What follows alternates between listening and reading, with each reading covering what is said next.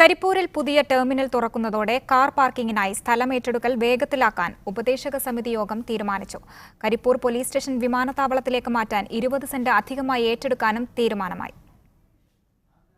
സൗദിയെ ഉൾപ്പെടെ ഇടത്തരം വലിയ വിമാനങ്ങൾ തിരിച്ചെത്തുകയും പുതിയ രാജ്യാന്തര ടെർമിനൽ തുറക്കുകയും ചെയ്യുന്നതോടെ ഉണ്ടാകുന്ന തിരക്ക് കുറയ്ക്കുന്നതിന് 15.25 ഏക്കർ ഭൂമി ഏറ്റെടുക്കുന്നതിനുള്ള നടപടികൾ വേഗത്തിലാക്കാൻ ഉപദേശക സമിതി യോഗം തീരുമാനിച്ചു.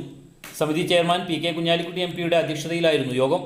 വിമാനത്താവളത്തിന്റെ മുൻവശത്ത് കൊണ്ടോട്ടി നഗരസഭയിൽ ഉൾപ്പെട്ട പ്രദേശത്ത് നിന്നാണ് ഭൂമി ഏറ്റെടുക്കുക. ഇതോടൊപ്പം കുമ്മണിപ്പറമ്പിലുള്ള കരിപ്പൂർ പോലീസ് സ്റ്റേഷൻ വിമാനത്താവളത്തിലേക്ക് മാറ്റുന്നതിനായി 20 സെന്റ് സ്ഥലം അധികമായി ഏറ്റെടുക്കാനും യോഗത്തിൽ ധാരണയായിട്ടുണ്ട്. Because since the building comes up, new building comes up, this congestion will be cleared without any problem. And a lot of discussion happened with respect to facilities in the airport. All members had advised me, directed me to improve the facilities, okay, for the benefit of passengers. യോഗത്തിലെ മറ്റു പ്രധാന തീരുമാനങ്ങൾ ഇവയാണ്. ഹജ്ജ് സർവീസുകൾ നടക്കുന്ന സമയത്ത് പ്രത്യേകമായി customs ഉദ്യോഗസ്ഥരെ നിയമിക്കും. എയർപോർട്ട് ജംഗ്ഷൻ മുതൽ വിമാനത്താവള കവാടം വരെ CFL ലൈറ്റുകൾ സ്ഥാപിക്കും. വിമാനത്താവളത്തിനുള്ളിലെ ടോയ്ലറ്റുകൾ ശുചിയാക്കും. വിമാനത്താവളത്തിലേക്കുള്ള റോഡുകളിലെ പാർക്കിംഗ് നിയന്ത്രിക്കും. ഇതിനായി കൊണ്ടോട്ടി നഗരസഭയെ ചുമതലപ്പെടുത്തി. ഫീസ് ഈടാക്കിയായിരിക്കും പാർക്കിംഗ്.